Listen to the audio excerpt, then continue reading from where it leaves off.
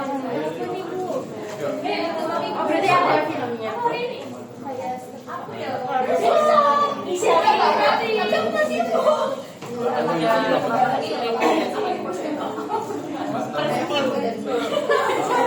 Terus mereka kan kalau menang kriteria rankingnya itu coba buat ibu. Kalau misalnya finalnya perorangan atau per kota.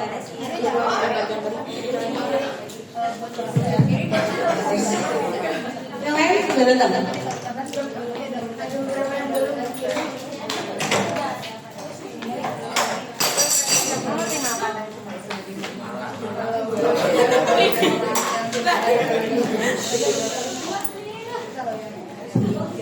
Habis kuliah ini ada apa?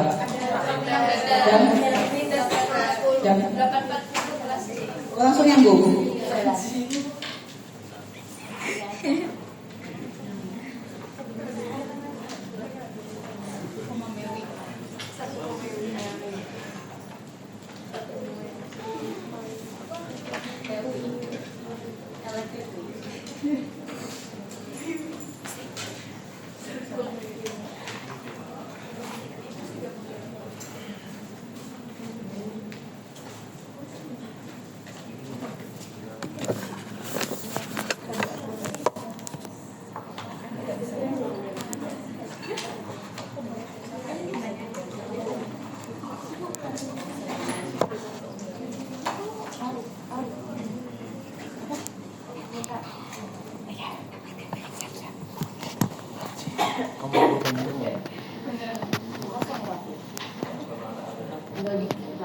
Kamu nggak apa-apa.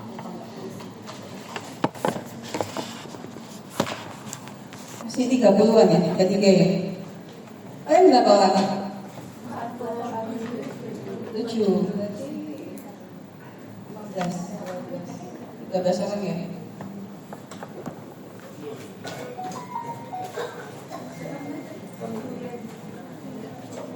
Absennya mana?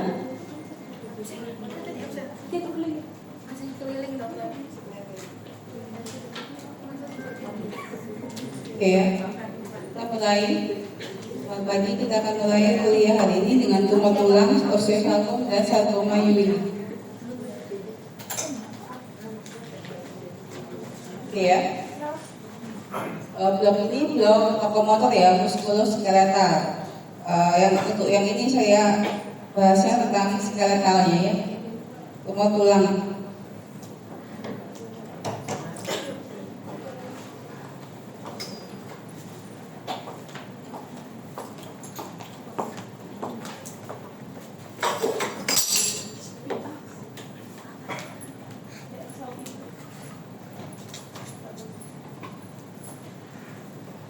Oke, lanjut ya. Tumor itu kalian harus tahu yang mana yang jinak, yang mana yang ganas atau di tengah-tengah atau intermediate. Untuk tumor tulang ini kita basicnya adalah WHO ya. WHO klasifikasi untuk tumor tulang itu ada sifatnya yaitu benign, intermediate yang agresif, locally agresif, ada yang intermediate yang dari metastasing dan malignan. Oke, benign. Seperti istilahnya ya, benign. Benign itu berarti dia kalau diobati itu biasanya tidak resisif atau tidak kambuh, gitu ya. Dan dia tidak merusak. Jadi tumornya hanya lokal. Jadi hanya diambil aja, dia tidak kambuh lagi. Yang intermediate itu ada dua, bisa dia lokal agresif tapi tidak metastasis. Ada juga yang agresif tapi dia metastasis, tapi sedikit ya, karena dia kan intermediate.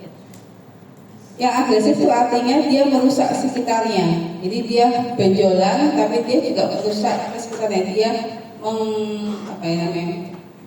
menginvasi. Jadi untuk jaringan sekitarnya dia tidak seperti yang benign. Benign kan jaringan sekitarnya kan dia tidak bereaksi. Kalau ini dia bereaksi ya. Dia agresif ke sekitar, infiltratif, bisa juga destruktif ya. tapi biasanya tidak metastasis. Jadi untuk perlakuan yang intermediate yang agresif itu pada klinisi biasanya dia tidak hanya eksisi, tapi dia benar-benar wide eksisi. Wide eksisi itu artinya marginnya harus bebas. Jadi jadi klinisi waktu ngambil marginnya atas kanan kiri atas bawah dan dasar atau permukaan dia harus betul-betul bebas. Kalau tidak bebas dia akan muncul lagi, gitu ya. Yang metastasi itu agresif tapi yang metastasis tapi memang nggak banyak ya, karena dia masih intermediate, biasanya hanya 2%. Itu biasanya pada giant cell tumor of bone. Yang malignan itu yang benar-benar bisa metastasis ya, kita bilangnya sarkoma. Ini untuk khusus yang ganas, jadi dia rekurensinya tinggi, dia bisa metastasis jauh sampai ke paru, ke otak bisa. Walaupun dengan pengobatan itu dia bisa, pengobatan kan bisa juga dengan kemo ataupun radioterapi, itu dia bisa juga rekurensinya tinggi. Oke ya, itu sekilas tentang jenis sifat dari tumor. Untuk tumor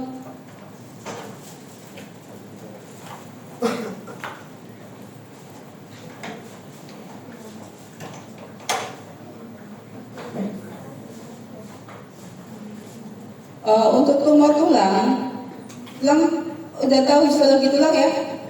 Udah ya, ada tulang apa? Kompak atau matur? Udah tahu? Tulang kondro ya, tulang cartilage ya. Begitu juga ini. Jadi untuk tumor tulang kita membaginya berdasarkan osteogenik, yaitu tulang yang matur. Ini ya. Ini macam-macamnya. Itu yang binan itu apa, yang meta itu apa, malignan itu apa ya. Ini enggak semua kita bahas ya. Kalau kondro kayak gini, ini kondro. Ada yang binan, ada intermediate, ada yang malignan. Dan ada satu lagi yaitu sarkoma Ewing. Dia bukan dari tulang matur ataupun tulang tulang cartilage, tapi dia memang undif. Jadi dia undif.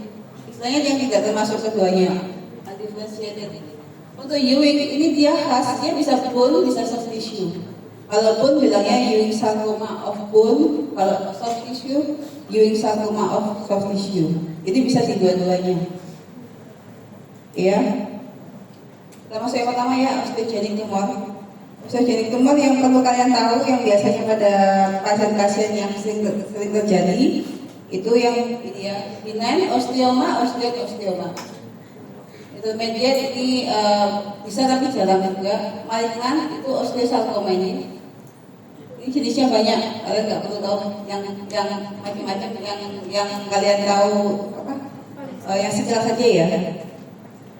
Ini lambangnya, ini lambang apa? Ini lambang ICVO. Jadi lambang klasifikasi dari diagnosis ya. Itu dari WHO. Jadi yang buat ini adalah WHO. 0 itu artinya benign, 1 intermediate, 3 ini dia adalah ganas. Ini nanti kalau ICVO ini berguna kalau nanti waktu memasukkan ke klaim BPJS. Itu biasanya akan berguna sekali. Oke ya, kita bahas yang osteoma. Untuk yang benign tumor pada bone, osteogenic, osteoma ya. Osteoma namanya oma itu berarti benign ya, benign. Dia pada tulang matur ya, tulang matur. Dia terdiri dari bagian bone, kemudian dia pada ini. Biasanya pada craniofacial, biasanya ya. Ini jalannya 0,03% epidemiologinya. Ini daripada craniofacial, berarti seringnya pada paranasal. Tapi biasanya dia asimptomatik ya. Biasanya pada temuan CT scan. Kalau biasanya kalau dilihat biasa gini jarang orang mengeluhkan. Ini usianya dekade 4 sampai 6 dengan male sama female-nya sama ya.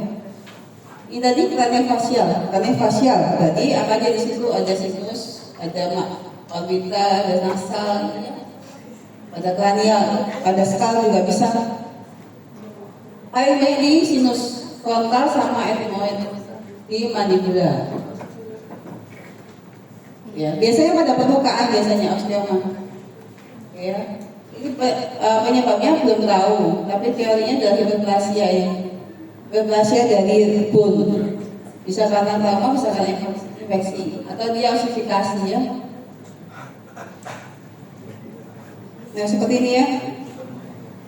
Jadi ada benjolan. Nah ini yang permukaan ya, superficial, ini tahu. Ini juga ini osifikasi, osteoma ya. Ini yang permukaan, jadi pasien mengeluhkan. Tapi kalau yang nggak permukaan dia nggak akan mengeluhkan kayak gini. Ini di sinus ya, frontal. Dia tidak mengeluhkan karena tidak tahu. Paling mengeluhkan tentang sinusitis, tapi di CT scan baru tahu kalau ada apa namanya bone. Hiperplasia pun akhirnya osteoma ini juga sama. Dari tulangnya ya. Ini yang gambarnya kan kayak gini. Di sini dia hiperplasia, osteoma. Jadi klinisnya dia biasanya incidental, jadi jarang orang tahu, simptomatik. Tergantung ini ya, ukuran sama lokasi. Kalau dia masih kecil ya, dia tidak akan menimbulkan gejala. Tapi kalau dia besar, ya seperti ini, ya pasti akan menimbulkan gejala pada organ yang terdorong. Ini kan otak tadi ya. Oh ini ya berarti sinusitis biasanya. Ya, bisa karena obstruksi sinus, bisa gangguan mata, pandangan, maupun yang lainnya. Radiologinya ini di permukaan bunnya dia lebih menebal, bisa seperti mushroom. Jadi memang tidak rata ya dia. Tapi dia masih berbatas jelas. Ini sama ini kan dia masih berbatas jelas. Ini juga sama dari penampakannya ini ya. Itu ya. Itu osteoma. Karena dia oma, benign, berarti dia prognosisnya bagus ya. Excellent. Tidak rekurrensi kalau komplit eksisi. Jadi ini kayak tadi yang kranium, kalau diambil ini osteoma di sini. Kemudian kita biopsi PA, jadi hasilnya ini adalah bone ternyata. Ini jaringan tulang ya. Ini ramalan bone. Jadi benar-benar jaringan tulang. Tapi intinya nggak apa-apa. Tulang yang masih normal, tumbuhan tulang normal. Treatmentnya kalau asimptomatik ya dibiarkan aja. Kalau ada simptomatik, gosnya ya ini solid ya, solid bisa polipoid. Makroskopiknya ini campuran antara tulang lameral sama yang woven.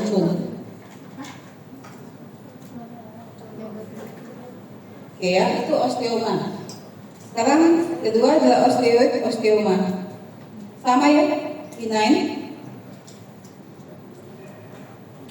Kecil ukurannya.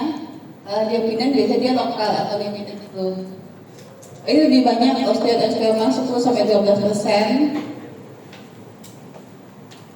dari semua benign. Banyak pada ini ya, anak-anak dan remaja ya, banyak di sini. Lokasinya ini di long bone. Kalau tadi kan di craniofacial, kalau ini di long bone.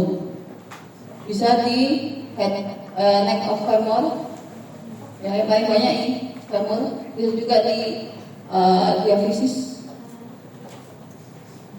Osteostoma klinisnya adalah nyeri di bagian yang ada bone formingnya ya, tapi bisa reda. Kalau ekstremnya dia litus. Nah, seperti apa? Ini, nah, kayak gini ya. Ini di long bone, osteostoma. Kalau ini di permukaannya ini nggak rata ya. Ini osteostoma. Kalau ini dioperasi, diambil kita PA kan, nah ini tulang ya. Jadi radiologinya dia ada nitus nih, ini namanya nitus. Ada mineralisasi, jadi beberapa mineralisasi dari tulangnya. Dia masih excellent, prognosisnya bagus. Treatmentnya dia selama dia belum indikasi operasi ya anti nyeri. Tapi kalau dia menyebut dioperasi ya cuma kuret sama reseksi, tapi dia jarang rekurrensi ya. Ini mitusnya ini apa namanya? Biasanya dia ketahuannya isi dada juga ya. Nggak semua apa pasien mungkin hanya mengeluh nyeri, tapi nggak tahu kalau itu tumor. Mikroskopiknya jadi kita ambil mitusnya aja. Jadi waktu operasi aja. Kalau kecil dia diambil mitusnya aja. Kalau seperti ini cuma kayak kuret, diambil yang bagian yang namanya kuret. Ini ya tabekula dari woven bone. Jadi ini woven bone dengan laminat osteoblastic lining. Jadi ini woven bone-nya, ini pinggirnya ada osteoblastic. Jadi sel-sel osteoblas sel-sel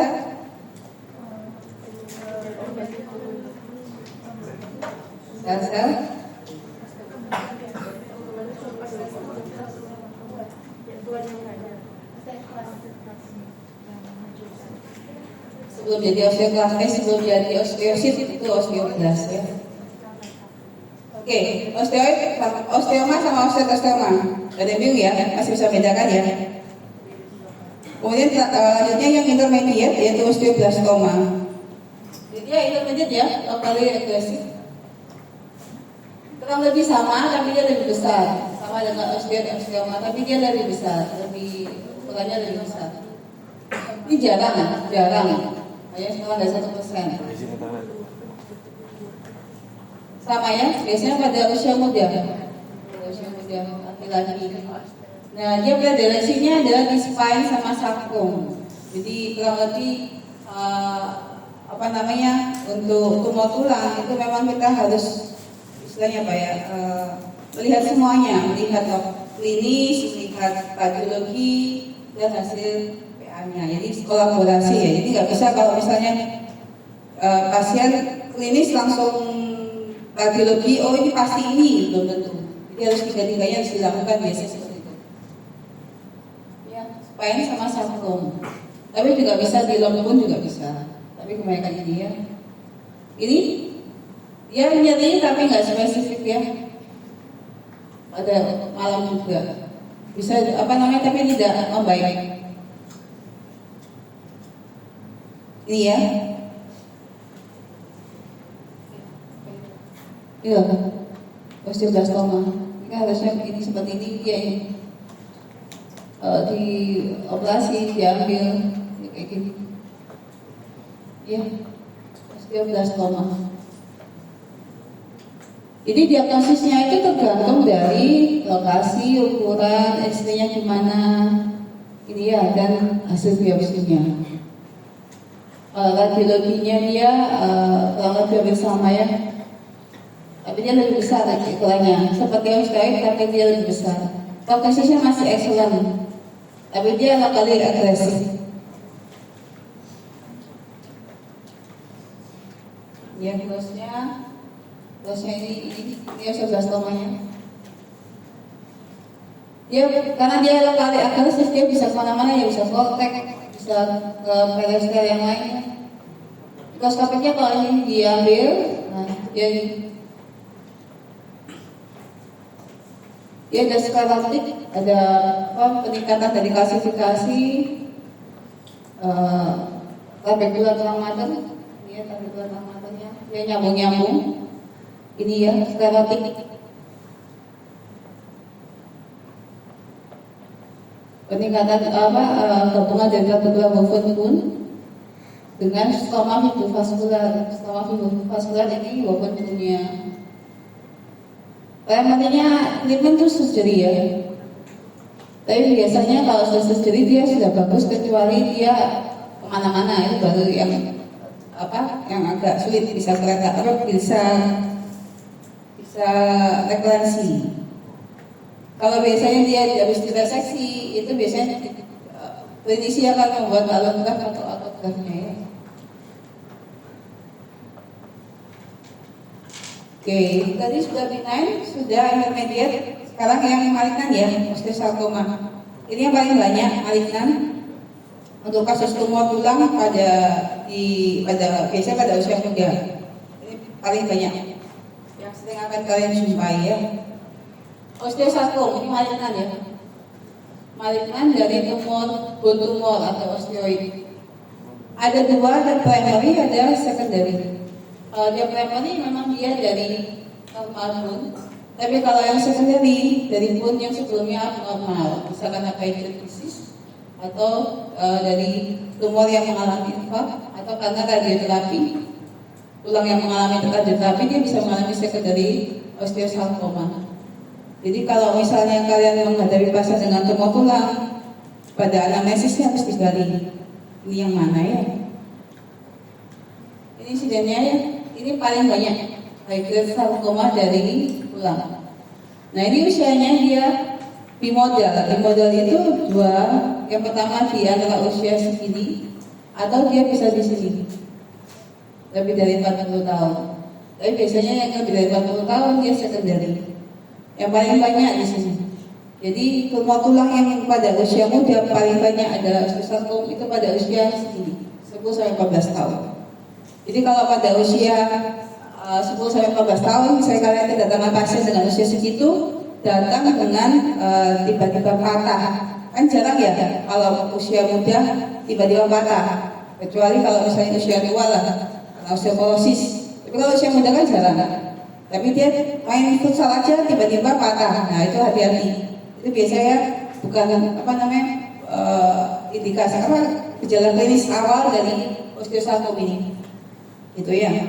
Karena usia muda kan nggak mungkin usia muda osteoporosis. Ingat banyaknya di laki ya. Lebih banyak pada laki-laki.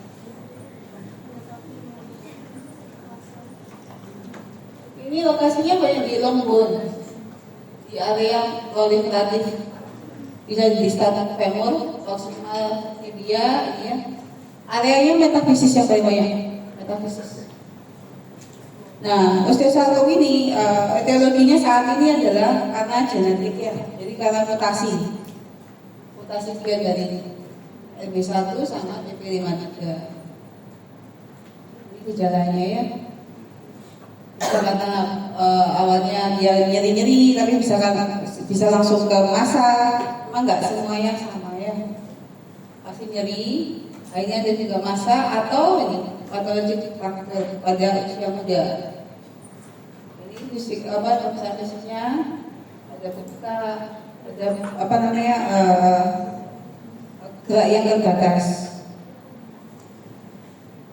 Nah untuk diagnosis sekali lagi pada tumor tulang itu harus kolaborasi dari klinis, dari radiologi maupun dari biopsi PA.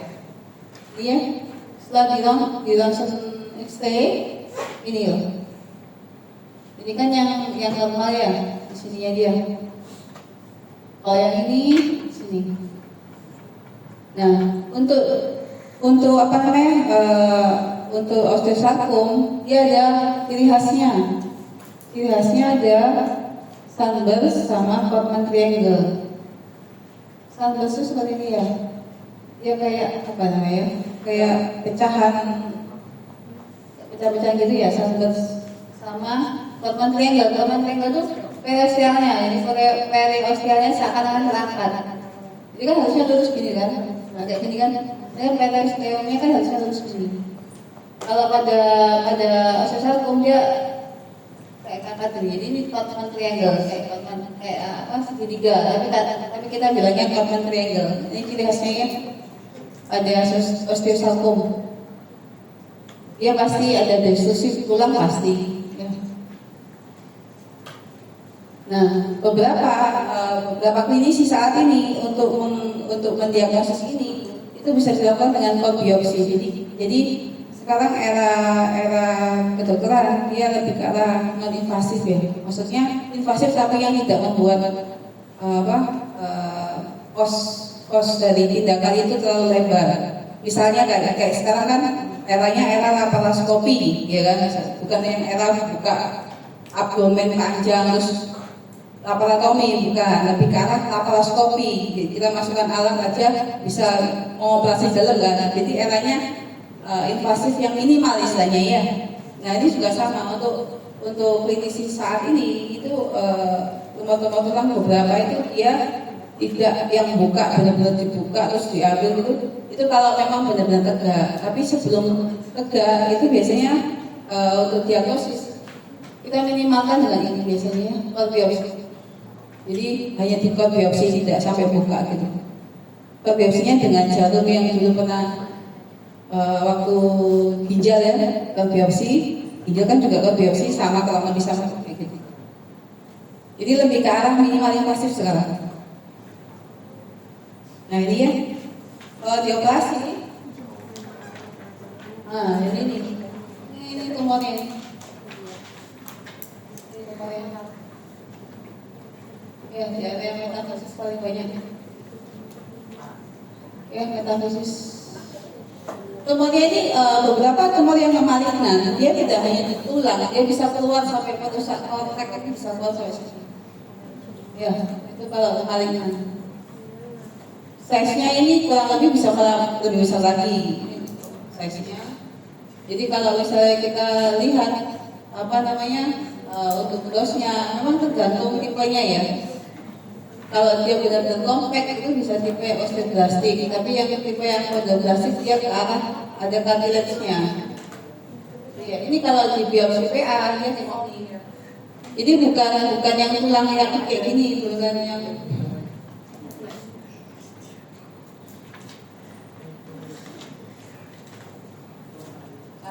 kalau tulang kan harusnya seperti ini ya, tulang normal ya.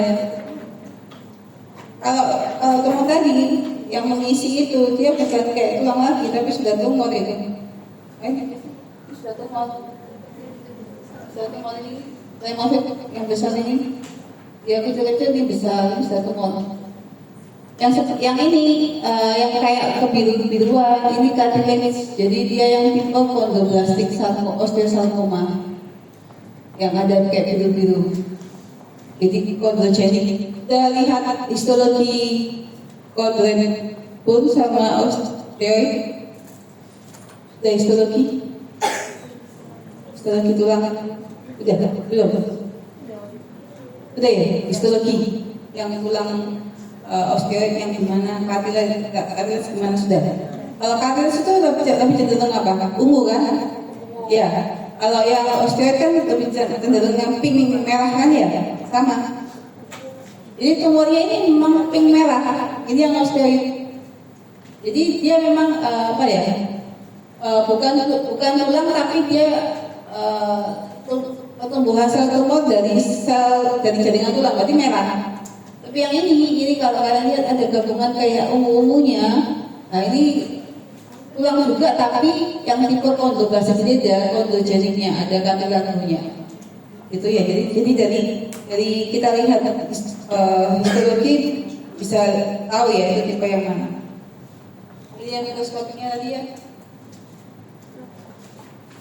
Ya atipia polymorphic hiperchromatic seperti ini. Lex-leg pattern.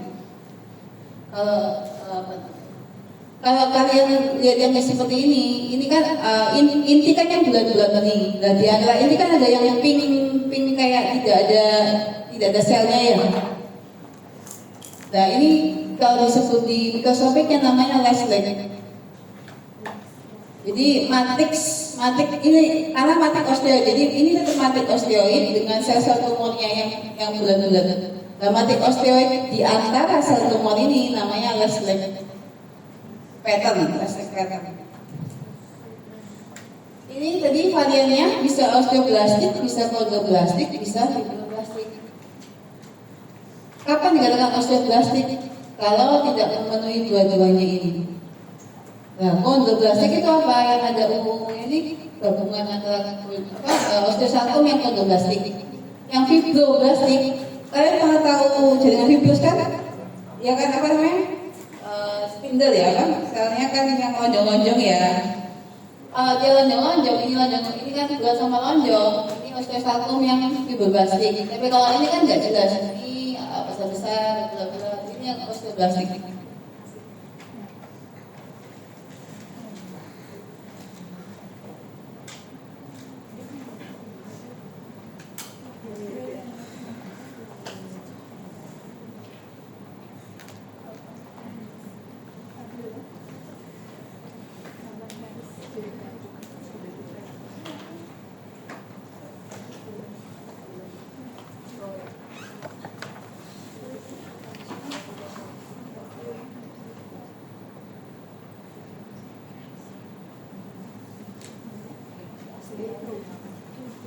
kalau subastrik itu yang kayak gini, ini yang fibroblastik, ini yang kondroblastik.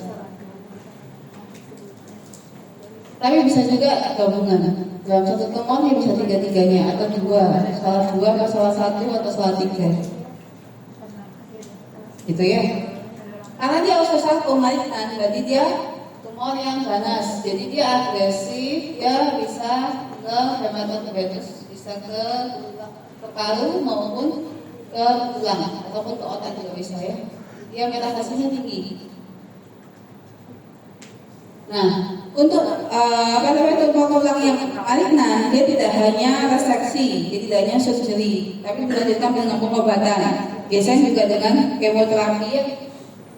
Kalau pasien dengan kemoterapi biasanya dia lebih bagus, survivalnya lebih bagus. Tapi kalau sudah disertai metastasis, usianya dia sangat muda, terus tumornya besar, terus waktu surgery dia masih ada tidak bebas, tidak respon dengan bagus ya, sudah prognosisnya ya. Memang itu masing-masing pasien berbeda. Ya treatmentnya ya.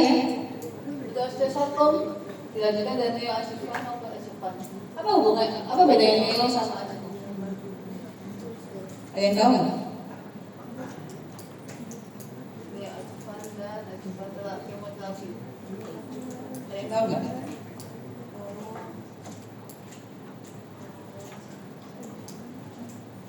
Neoadjuvan sama adjuvan terapi. Beberapa pasien dengan tumor tulang yang besar itu kan nggak bisa langsung, kadang nggak bisa langsung di surgery. Makanya kalau pasien itu supaya dia tidak terlalu besar, biasanya Pak klinisi akan memberikan neoadjuvan. Berarti apa neoadjuvan itu? Sebelum operasi. Jadi kemoterapi sebelum operasi. Gunanya untuk biar mengecilkan tumornya bisa mengecilkan ataupun tumornya bisa nekrosis. Jadi tidak waktu operasi dia tidak terlalu resiko. Adjuvan terapi, kemoterapi setelah operasi ya. Dia masing-masing ya kita tahu. Dia punya guideline sendiri. Jadi klinisi orto ya biasanya. Klinisi orto itu akan kolaborasi sama SKHOM, dia menentukan adjuvannya. Guideline-nya dia masing-masing. Kalau low grade dia buat aksesi. Kalau high grade itu baru memerlukan yang kemoterapi. Kalau terrestrial itu buat aksesi. Tapi tergantung, kalau dia besar dia harus neoadjuvan juga. Kalau high grade itu selalu neoadjuvan dengan buat aksesi. Ini ya masing-masing. Kalau metas, nah kalau metas ini harus dilihat perlu diambil apa tidak. Tapi yang pasti ya Pak kemoterapi. Ya, semakin high grade atau metas dia semakin prognosis. Oke, itu osteogenik ya, yang paling sering osteoma, osteoblastoma, osteosarkoma ya. Selanjutnya fotogenik ya, fotogenik cartilage dan bintang cartilage. Ini ya.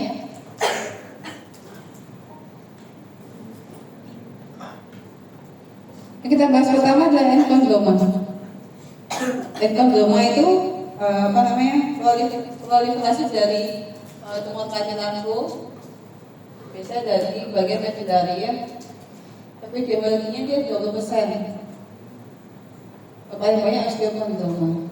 Dia usianya 20-50 tahun. Nah, untuk enkondroma biasanya ada enkondromatosis. Biasanya berkaitan dengan sindroma ini ya. Jadi dia memang genetik ya. Ini lokasinya solid, biasanya dan metafisis. Ada tulang, ada bone, bisa small bone. Bisa juga di femur maupun humerus. Nah ini biasanya di tangan ya. Enkondroma biasanya letaknya di tangan, di proximal phalanx. Patofisiologinya ada mutasi dari IDH1 IDH2. Klinisnya ini pain, Ada juga farmakologis. Nah, tetap sama ya. Kalau diagnosisnya harus ada koordinasi. Ini harus ada koordinasi untuk teman-teman. Ini ya.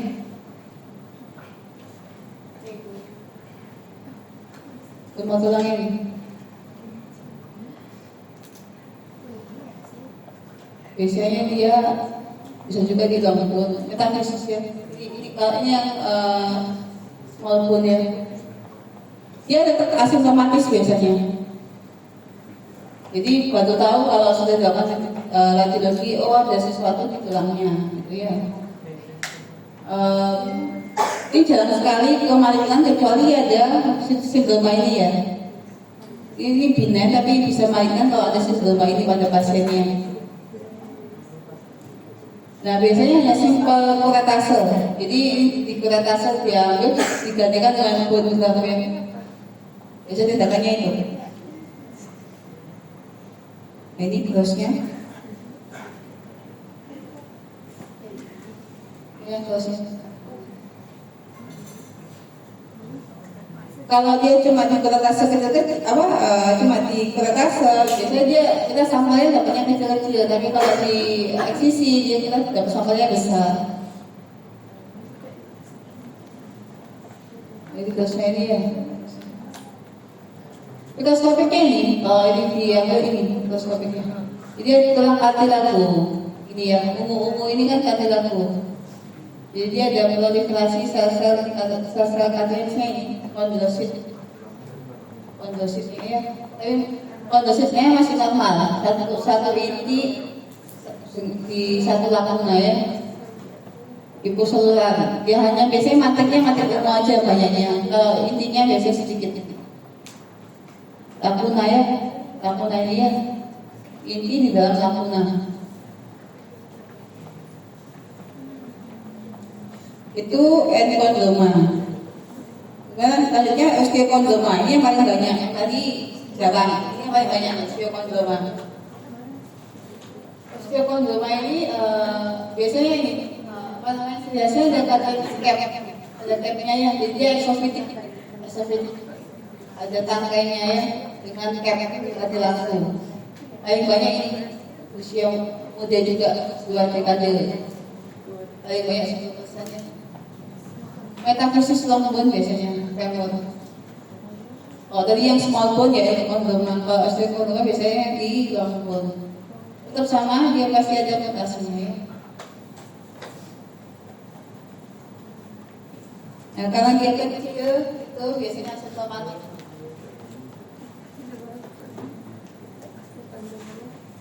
Radiologinya beda-beda terus hasilin ada capnya.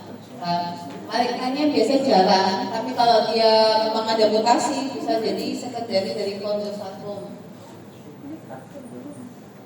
Treatmentnya hanya eksisi. Biasanya jarang referensi ya.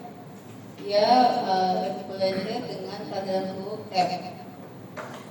Capnya dia ada jaringan fibrus, jaringan kardilago. Nah ini. Jadi dia kayak muncul ya. Biasanya kayak bertangkai disebutnya seperti ini. Kalau diambil di kuretase saja ya, di kuretase dia di PA kan kayak capnya. Kartilago cap ini paling luar ini kartilago. Kartilago, terus ini tulang yang merah-merah ini tulangnya, terus bawahnya bisa dengan fibrus. Jadi ya. Jadi ada tiga jenis pokoknya. Ada tulang, ada kartilago, terus ada jaringan fibrus. Jadi itu ciri khasnya ya. Jadi ada 3 lapis. Ya. Jadi ada kartilago, ada fibrusnya.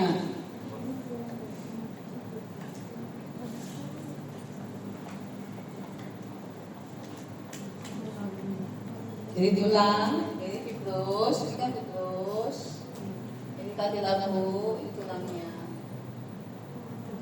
Ini sel-sel kondrositnya ya, kondosit. Ini yang tulang matanya. Ini yang jaringan difusnya. Ini paling banyak. Kalau di teratasel dia biasanya tidak muncul lagi. Itu osteokondroma. Kemudian kondrosarkoma. Yang ganasnya pada sel kondrosit atau patilaku, agresif dan malignan dari matic patilaku. Ada primer, ada sekunder. Primer yang nggak jelas ya, tidak ada primer, tidak ada lesis sebelumnya. Kalau yang ada lesis sebelumnya, bisa karena ekondroma sebelumnya maupun osteokondroma. Epidemiologinya ini 20% ya. Paling banyak tadi yang osteosarkoma, kondrosarkoma itu hanya 20%. Paling yang kedua ya, banyak kedua. Nah, bedanya adalah kondrosarkoma itu pada usia tua. Kalau tadi osteosarkoma biasanya kan bimodal, tapi seringnya pada usia muda, 10-14 tahun. Tapi kalau kondrosarkoma itu selalu pada usia lebih tua.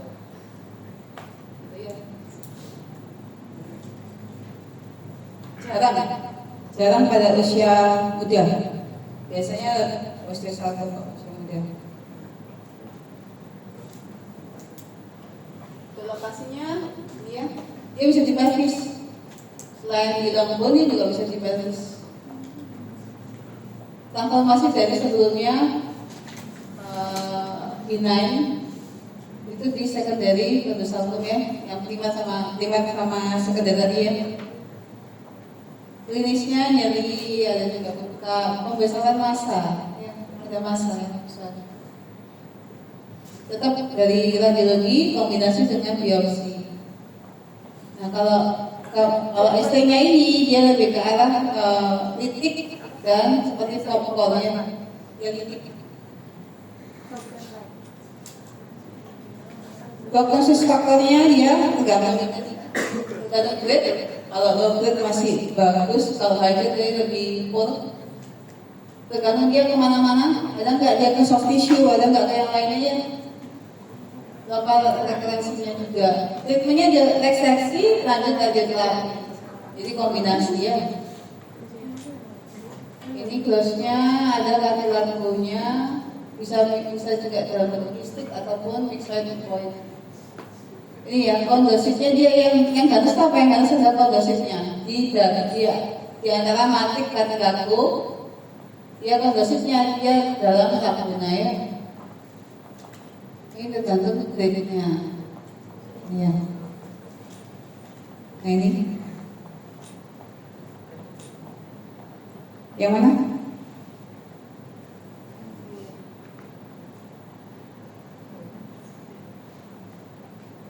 Yang tulangnya ini kemudian di biopsi dia lihat kan separuhnya nggak solid banget ya. Ini ada kayak mukoid. Kalau di biopsi PA ini kayak gini.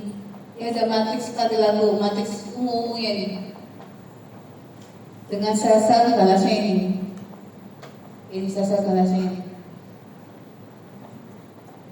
Di antara matriks ungu, matriks katilaku ini. Ini kondrositnya yang ganas. Tapi penampakannya memang tergantung grade ya. Semakin dia high grade dia semakin banyak ini ya. Sel-selnya semakin banyak. Matriksnya semakin sedikit. Tapi kalau dia masih grade yang satu, lebih dominan yang matriksnya daripada yang intinya. Gitu ya, itu kondrosarkoma. Ada pertanyaan nggak mengenai kondrogenik?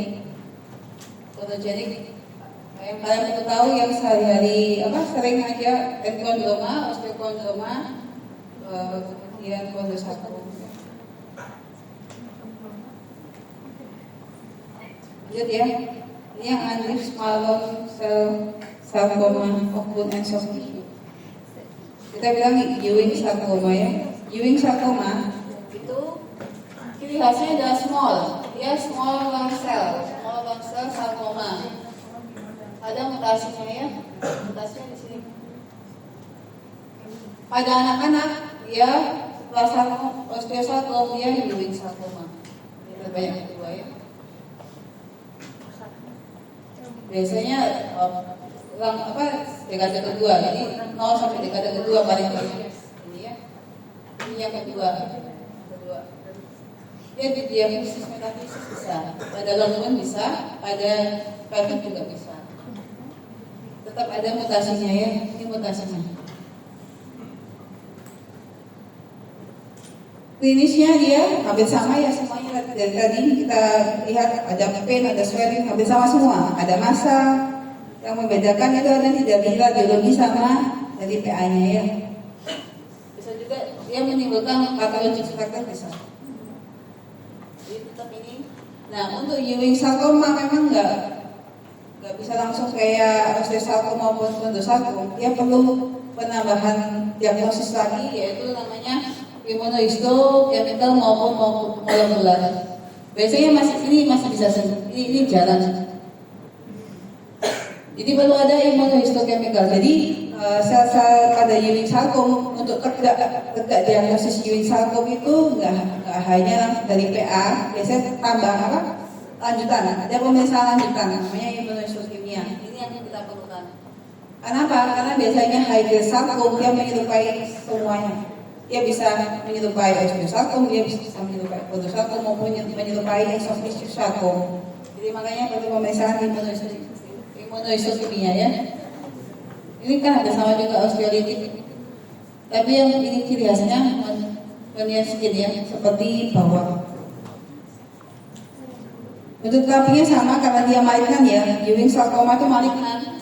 Tergantung kalau misalnya dia ukurannya besar sekali atau sel tumornya dia kemana-mana, biasanya perlu neoadjuvan. Terus surgery baru yang lanjut terapi ya. Ini ya. Dia bisa apa namanya seperti ini maupun dia bisa muncul. Kalau ini di operasi dia seperti ini ya. Ini tumornya. Ini bisa sampai soft tissue kan? Ini kan kita nggak jelas ini tepinya. Dia bisa masuk ke soft tissue.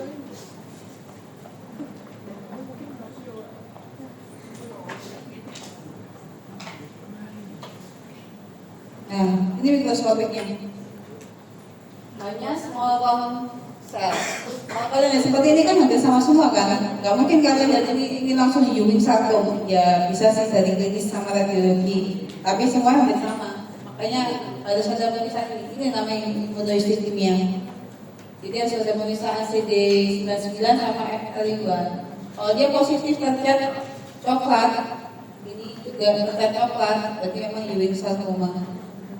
Ya, jadi ada immunohistochemia.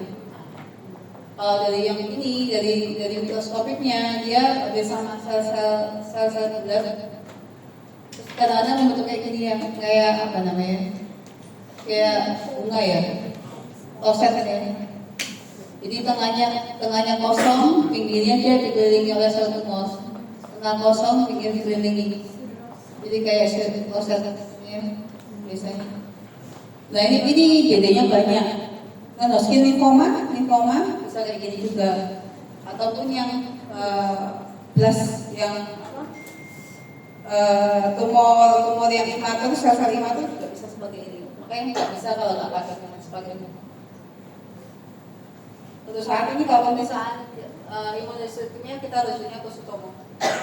Sutomo yang punya banyak antibody ya. Imunohistochemia ini artinya apa? Pemeriksaan dengan antibody ya, antigen antibody. Jadi kalau dia positif berarti ada apa namanya? Ada reaksi antigen antibody di sel tumornya. Oke. Itu di Ewing sarcoma ya. Ada pertanyaan enggak?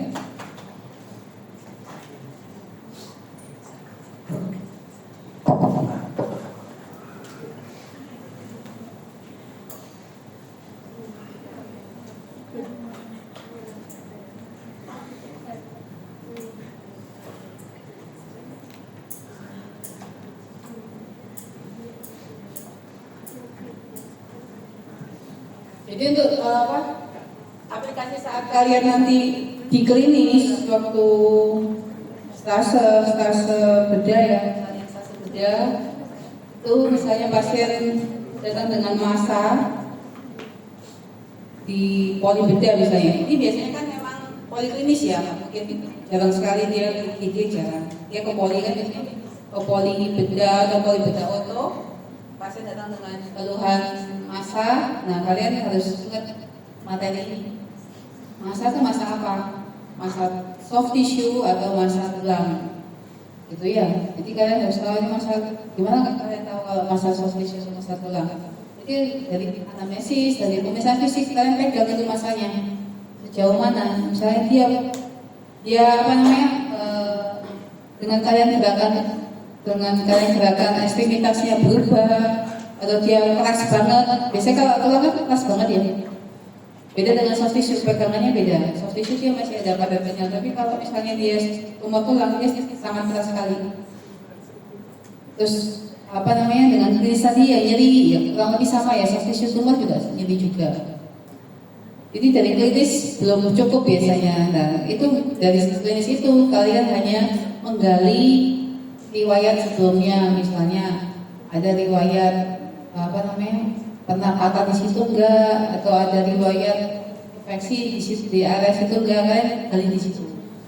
Setelah anamnesis berarti kan kalian apa namanya sarankan untuk radiologi ya kan, kalian ke DPCP bedah, sarankan radiologi ini misalnya. Nah, nanti kan proses kembali dengan hasil radiologi itu kalian bisa tahu ini kemana.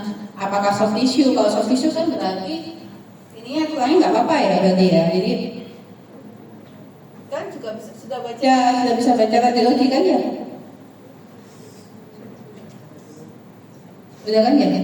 Sama kan kalian bisa harus membedakan tulang apa soft tissue, itu harus tahu dulu, itu kan dasar.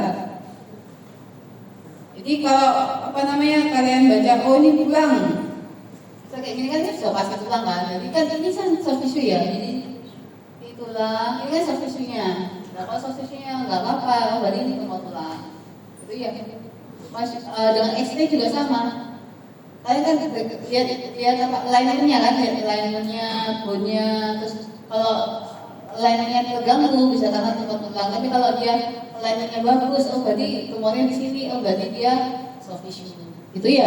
Jadi kalian lihat waktu di klinis nanti kalian lihat foto sama yang apa namanya keluhan pasien di lokasi mana dicocokkan. Oh berarti ini tulang dong, ini soft tissue. Nanti kalian berbeda perlakuannya ya kan. Nah dari situ kalian nanti bisa sarankan tindakan atau sarankan obat dulu atau gimana nih koordinasi sama dokter DPCP dari Polda. Tapi paling enggak kalian tahu, oh kalau tulang itu apa ya? Ini usia muda, pasien dan usia muda, berarti saya mikirnya ke arah sini. Oh ini usia tua, berarti oh kurang lebih diagnosisnya ini. Jadi kalian sudah ada di ini apa ilmu kalian sudah nyantol gitu ya. Jadi bekal yang ini waktu nanti kalian hadapi pasien, ya ini diingat gitu. Terus ciri-ciri khasnya, osteosarkom ciri khasnya apa? Radiologinya itu kalian harus ingat apa aja. Terus kondosarkom. Tapi memang kalau biasanya sama, tapi kadang-kadang kalau misalnya ada yang radiologinya nggak sama, hasil biopsinya ternyata osteosarkom bisa jadi. Jadi istilahnya gini, tidak ada ilmu yang pasti ya, tergantung pasiennya soalnya. Tapi kurang lebih patokannya itu, gitu ya.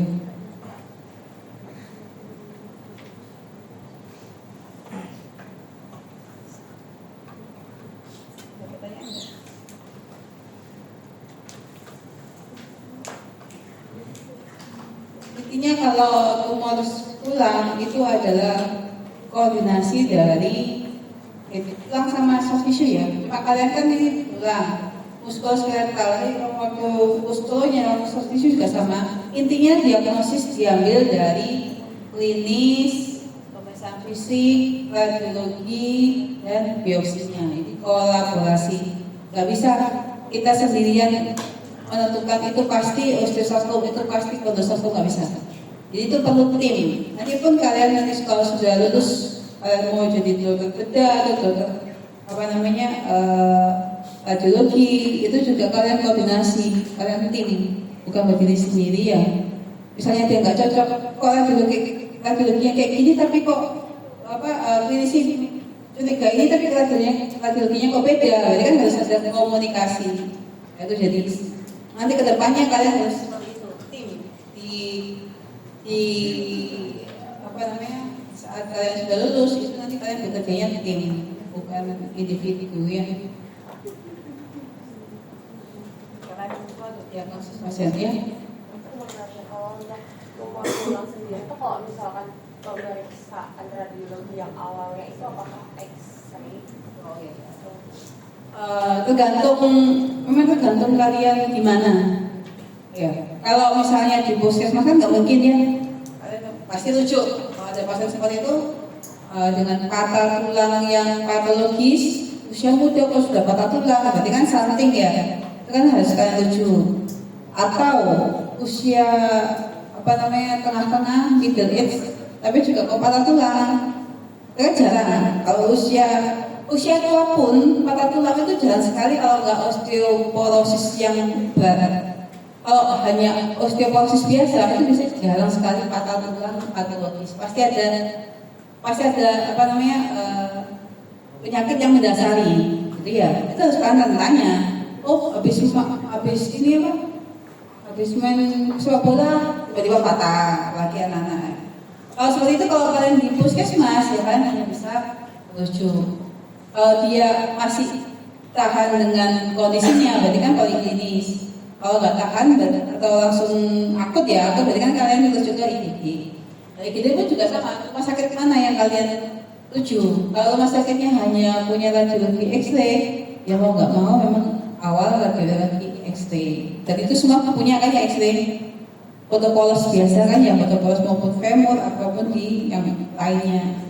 Nah kalau misalnya apa namanya sebaik yang paling bagus memang untuk lihat tulang itu CT scan. Jadi seharusnya di CT scan harusnya.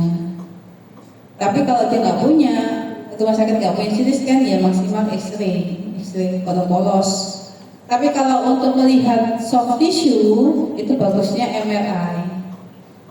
Jadi misalnya untuk melihat tumor tulangnya ini sudah masuk ke soft tissue sekitarnya enggak, itu bagusnya MRI. Tergantung kalian tumor apa. Kalau tumor soft tissue itu MRI, tapi kalau tumor tulang itu CT scan. Kalau nggak punya dua-duanya di rumah sakit itu ya cukup X-ray. Tapi biasanya nanti dirujuk lagi biasanya. Harus maksimal biasanya. Tanyakan.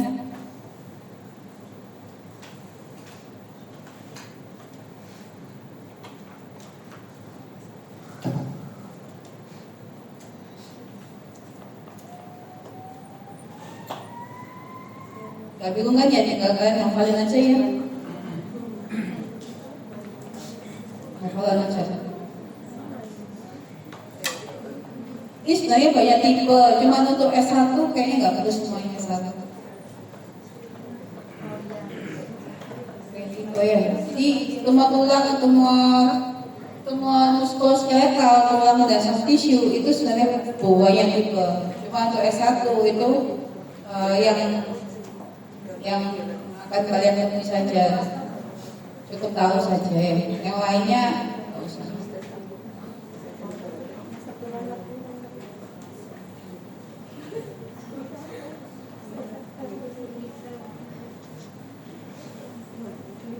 Nggak ada pertanyaan ya? Tadi kan tinggal artikelnya ya. Artikelnya kapan? Oh iya, tanggal 24 ya? April. Terus minggu depannya usia? 2 minggu. 2 minggu ya? Ya, bagian kan apa? Pastor aja lah kan. Kalau di Surabaya banyak sih ada. Kita lihatnya akunnya Sutomo. Sutomo itu apa namanya? Rujukan muskuloskeletalnya di situ. Kenapa? Karena tadi kan ada beberapa pemisahan yang nggak ada atau faktornya IHC kita nggak ada karena untuk sampai pendiagnosis pasien itu harus tegak dulu diagnosisnya karena regimennya berbeda, regimen osteosarkom, regimen kondro maupun yang kayak sarkoma soft tissue atau lainnya itu regimennya berbeda. Makanya harus tegak dulu lah, untuk tegak dulu itu butuh itu tadi IHC antibody itu mahal. Untuk beberapa rumah sakit yang perifer itu nggak cukup. Jadi satu antibody itu bisa 15 juta, 11 juta. Tapi kan tidak semua pasien pakai itu dengan expired. Kalau sudah 1 tahun expired dia nggak usah pakai. Jadi kan anggapnya proyek kemudian. Nggak semua bisa pakai. Tapi kalau di Sutomo banyak itu kasusnya.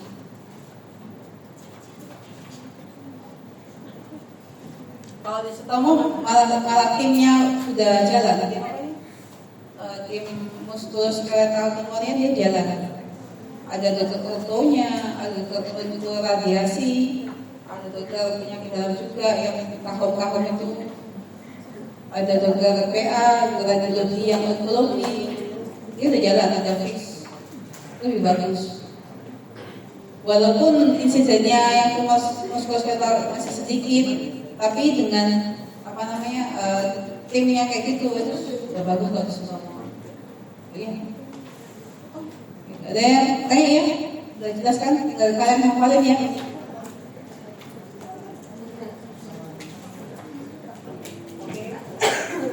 Materinya sudah ya materinya ya. Nanti kita ketemu waktu praktikum, ya. Terima kasih untuk hari ini. Selamat pagi, selamat menjalankan aktivitas.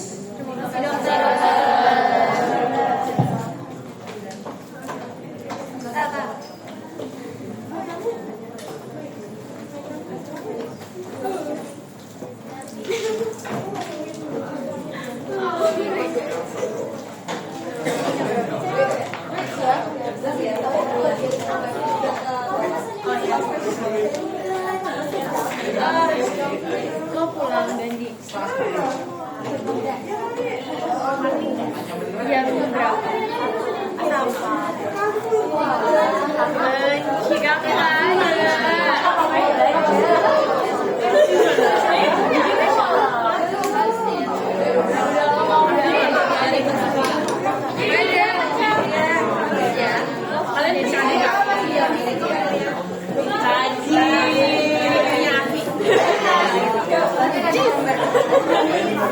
Maaf ya, satu Lili, tanggapan patungan udah lama tanyain. Nanti ya. Tapi kayaknya dia nggak ngambil makan nggak? Kayaknya. Ya serah. Ada lagi. Hah? Ayo. Ya kamu udah sarapan?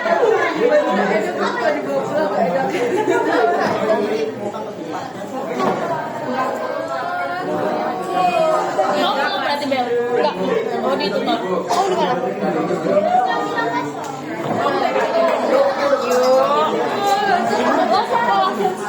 Banget mau tidur ya.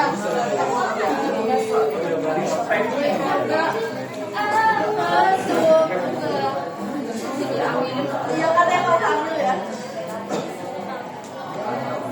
Kamu udah berapa kali? Udah makan? Aku kan bikin. Kirain aku pakai